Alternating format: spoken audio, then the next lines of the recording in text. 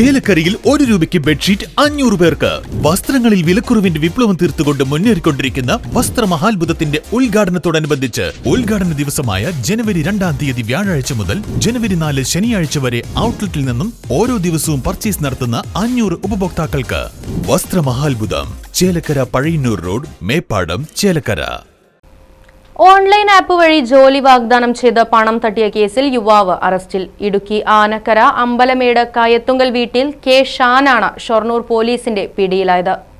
2024 November 1-നാണ് Vadanamkurissi സ്വദേശിയിൽ നിന്നും Telegram app വഴി ജോലി വാഗ്ദാനം ചെയ്ത് 12,14,083 രൂപ തട്ടിയെടുത്തത്.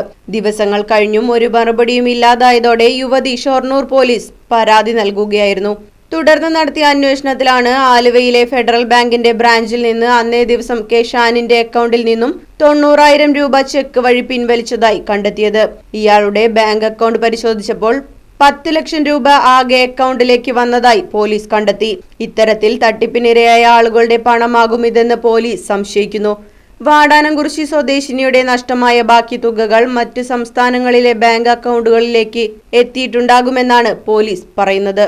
മറ്റു പ്രതികൾക്കായി അന്വേഷണം ഊർജിതമാക്കിയിട്ടുണ്ട്. ഇൻസ്പെക്ടർ വി രവികുമാറിന്റെ നേതൃത്വത്തിലാണ് അന്വേഷണം. അറസ്റ്റ് ചെയ്ത പ്രതിയെ കോടതിയിൽ ഹാജരാക്കി റിമാൻഡ് ചെയ്തു. News bureau, Shoranur.